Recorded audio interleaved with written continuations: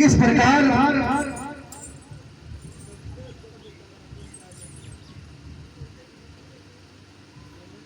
प्रकार सत मार्ग से इन्हें गिराया जाए।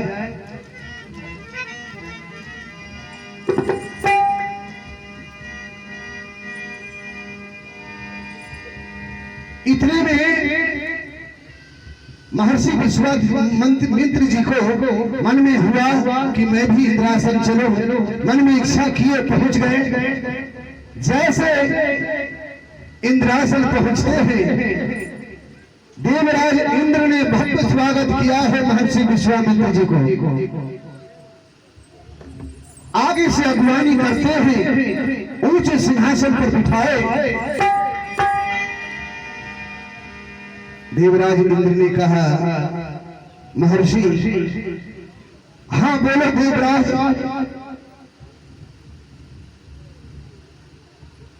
निवेदन है,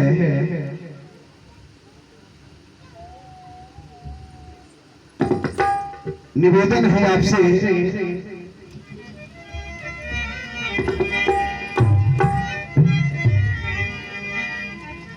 सिया राम मैं सब जग जानी, हर करहूं प्रणाम जोड़ी जुगतानी।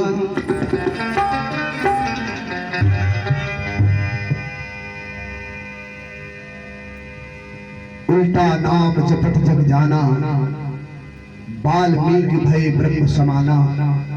भगवान का नाम उल्टा सीधा जैसे भी लीजिए, हाजिरी परमात्मा के घर में हो जाता है।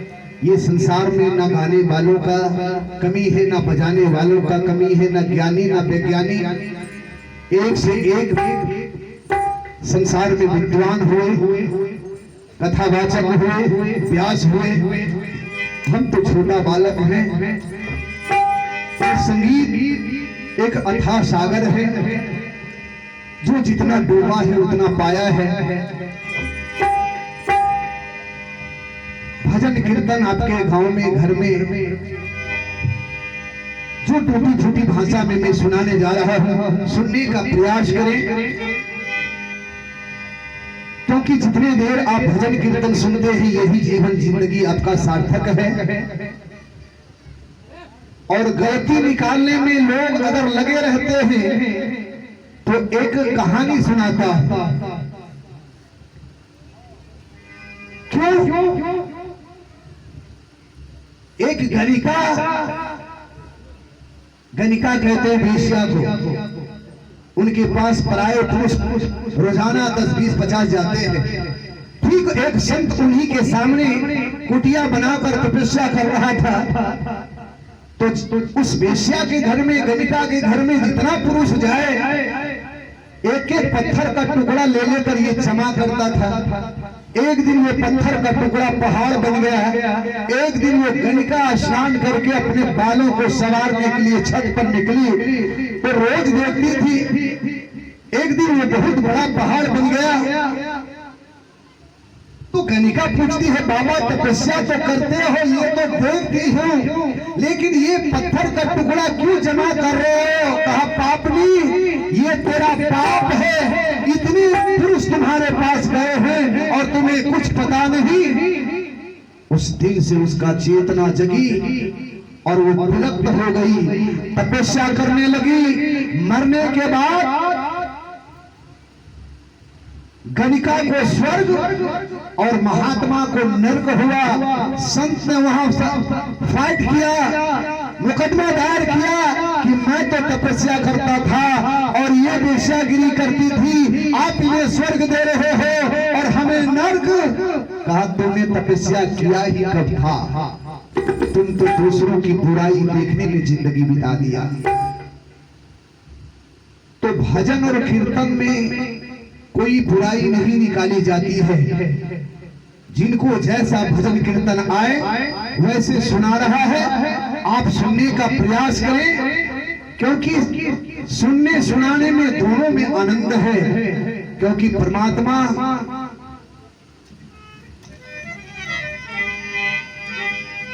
राम एक तापस दिया तारी,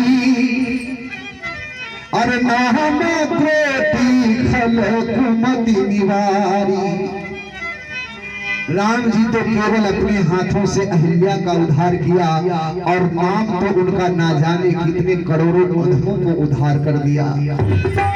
इसलिए कथा पर ध्यान दें। वैसे तो कथा कहने वाले आपके गांव में आप लोग रामानुरागी हैं, एक से एक विद्वान यहाँ आकर चले गए हैं। इसलिए महर्षि देव ऋषि देवराज इंद्र ने कहा, महर्षि विश्वामित्र जी ने कहा, हाँ कहो क्या बात है। कहा मृत लोक में कोई धर्मात्मा पैदा लिया है क्या।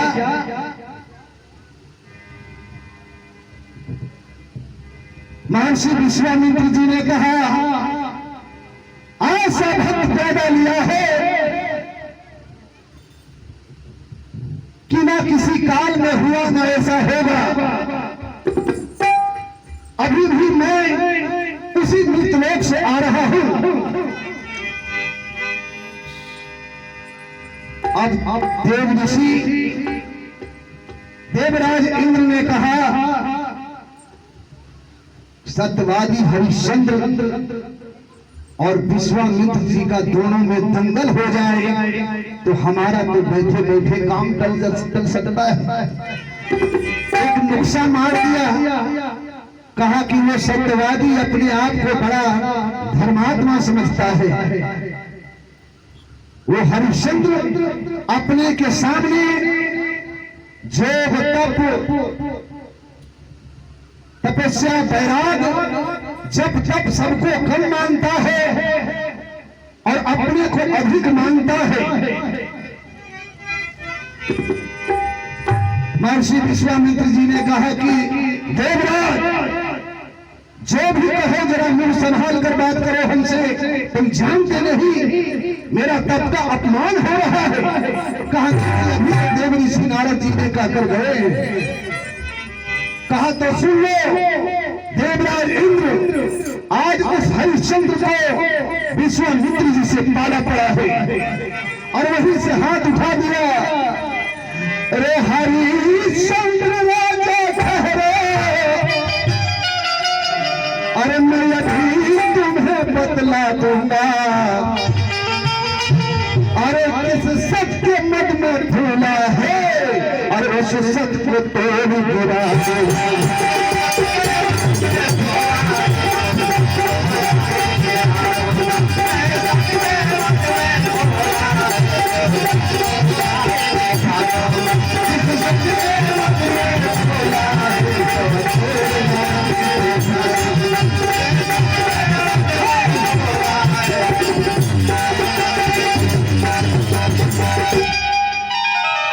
किस सब के मन में फूला है वो सबस को तोड़ गिरा दूंगा।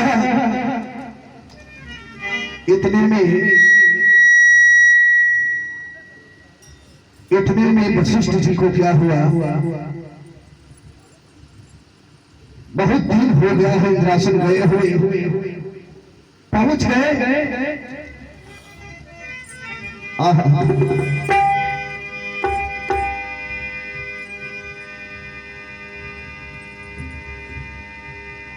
महर्षि विश्वामित्र जी ने कहा, अच्छा तो कुलगुरु वशिष्ठ तुम भी पहुंच ही गया है। तुम्हारा हरिश्चंद्र सत्यवादी बनता है। कुलगुरु वशिष्ठ जी ने कहा, सत्यवादी हरिश्चंद्र नहीं बनता है, हरिश्चंद्र तो खुद ही सत्य है। हरिश्चंद्र को खुद ही संत लेकर आया है। कहा तो तुम भी उसकी बड़ाई करते हो। कहा उसकी बड़ाई तो देवलोक तक है। कहा तो उसको हमसे पाला पड़ा है, एक ही बेटा है। अगर सत्यमात से उसको गिरा ना दिया तो मेरा नाम भी विश्वामित्र नहीं। उसका राज को छीन लेना, एक एक दाने के लिए मैं मोहताज कर दूंगा।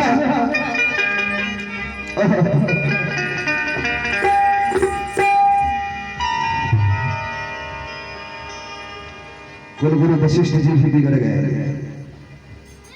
कहा कि आज अगर सत्य मार्ग को छोड़ दिया हरिश्चंद्र तो उन्हें जलाकर भस्म कर डालेंगे। हो ना हो अगर कहीं सत्य मार्ग को नहीं छोड़ा तो कहा ऐसा नामुमकिन है। वशिष्ठ जी ने कहा कभी कभी नामुमकिन भी मुमकिन में बदल जाता है। अगर कहीं ऐसा सतमार्ग को नहीं छोड़ा तो क्रोध में तो विश्वामित्र जी थे ही। उन्होंने कहा कुलगुरु वशिष्ठ अगर सतमार्ग को छोड़ दिया तो राजा रानी लड़का तीनों को चलाकर भस्म कर डालेंगे। अगर कहीं सतमार्ग को नहीं छोड़ा तो मैं 60,000 वर्ष के तपस्या का फल उसे मैं दान कर दूंगा। कुलगुरु वशिष्ठ कहते हैं जिनका रक्षक है भगवान, अरे उसे कोई मार नहीं सकता। अरे अब जगन्नाथ का जगत में है।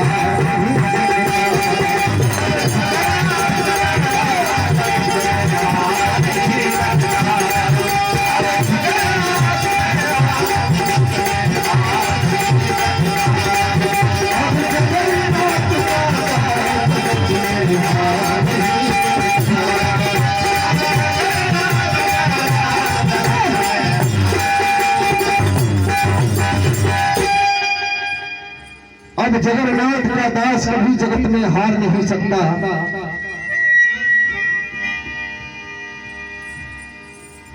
कुलगुरु वशिष्ठ जी इतना कहकर चल दिए, लेकिन महाराज हरिश्चंद्र प्रजा को पुत्र के समान मानने वाले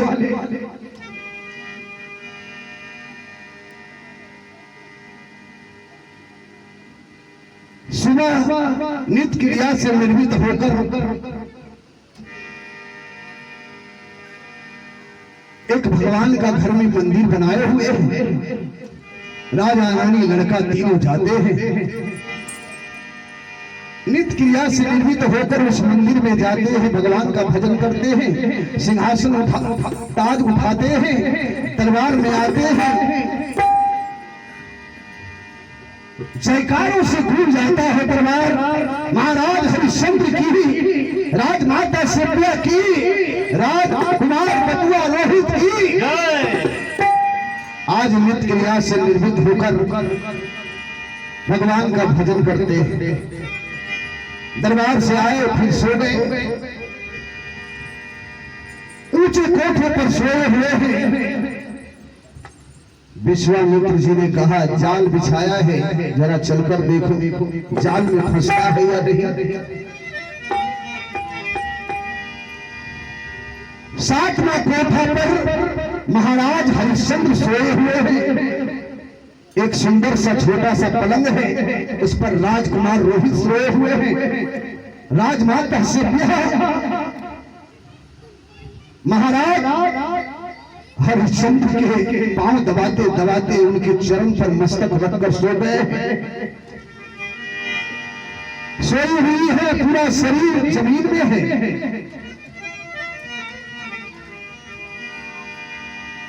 महर्षि विश्वामित्र जी एक ब्राह्मण का रूप बनाए, एक भिखारी ब्राह्मण का रूप बनाए और चलाकर नहीं मानते हैं। ए बाबू ए बेटा चुप रहो।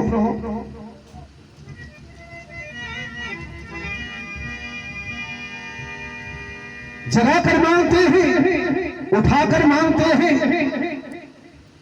नहीं। सोए हुए अवस्था में महाराज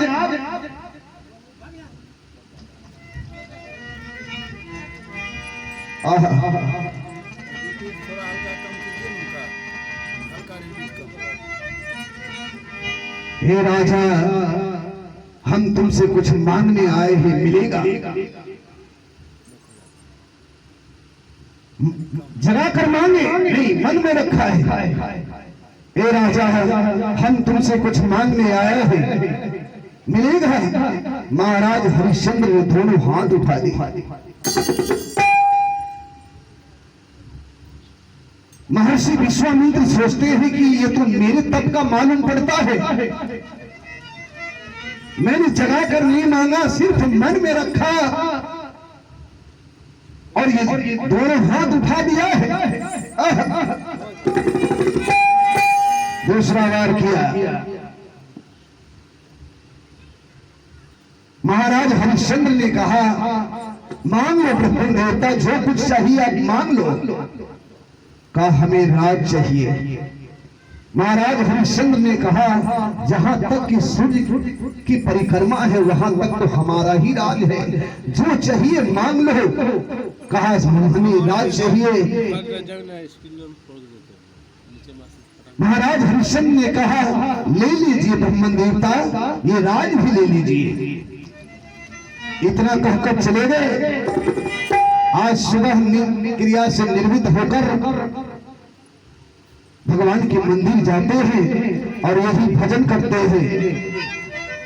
और जीवन है तेरे हवाले मुरलिया वाले, जीवन है तेरे हवाले मुरलिया वाले, जीवन है तेरे हवाले मुरलिया वाले, जीवन है तेरे हवाले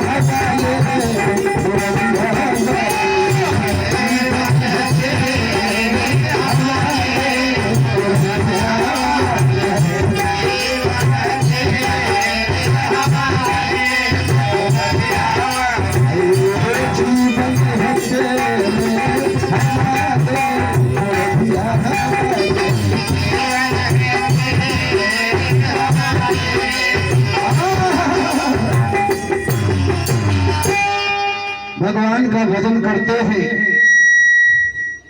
और ताज उठाते हैं,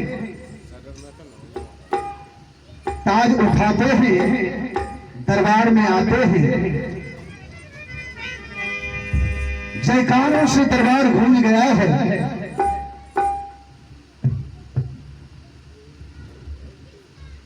महाराज हरिश्चंद्र की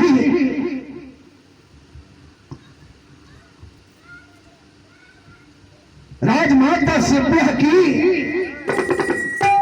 राजकुमार रोहित की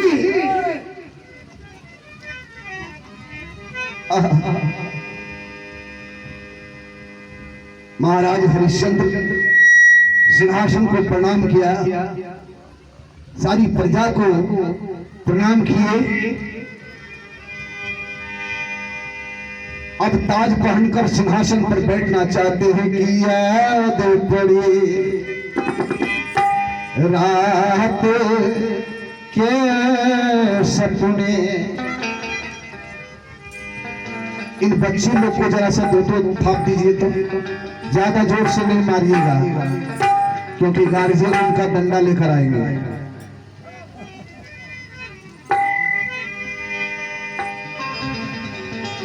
सारे बच्चे को दीजिए तो।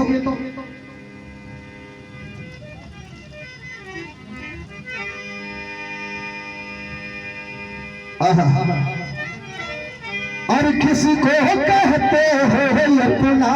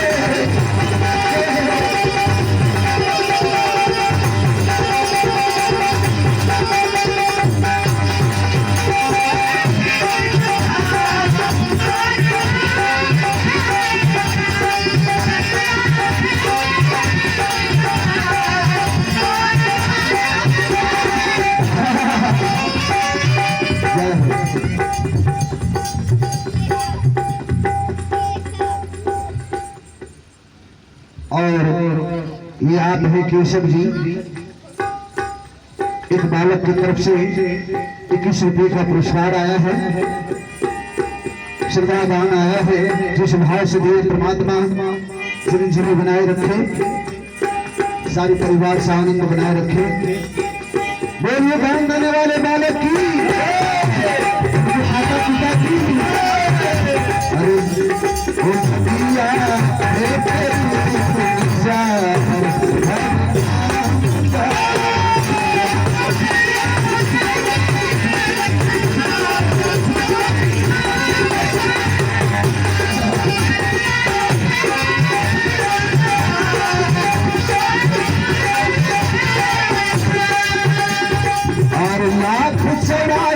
में भरमा तुमको मिला है मौका मौका मौका।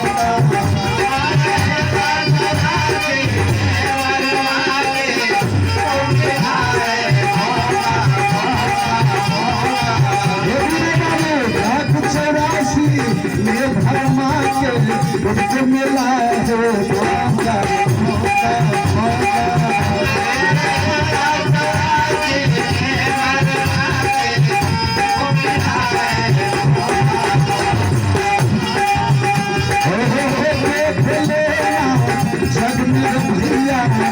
आएगा तो धोखा धोखा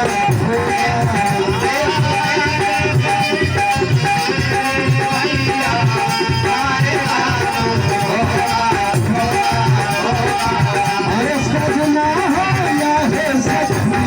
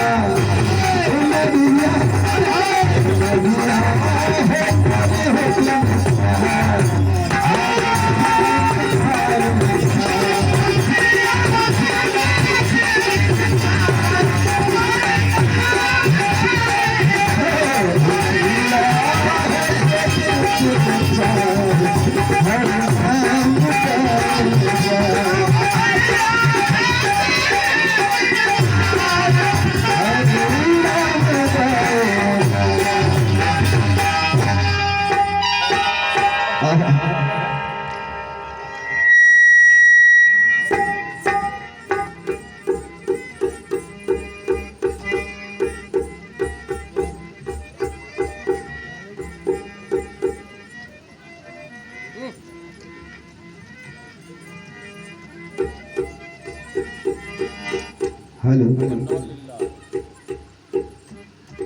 भैया।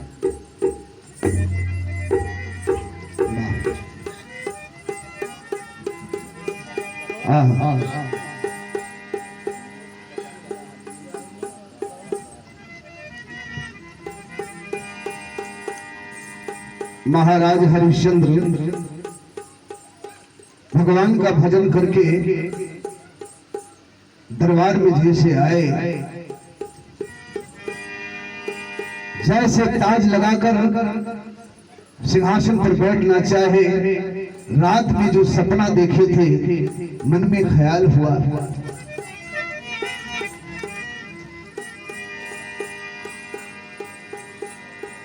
अरे नीर नैनों से क्षमा छम बह चला, नीर नैनों से क्षमा छम बह चला।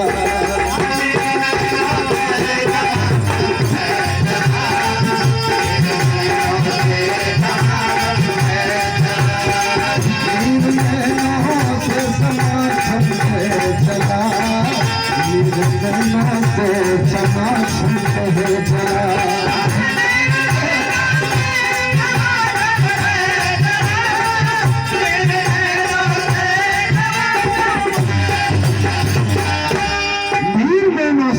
क्षण में चला, जैसे आंख में आंसू। महाराज हरिश्चंद्र को देखकर मंत्री कहते हैं कि सारी प्रजा मर जाए।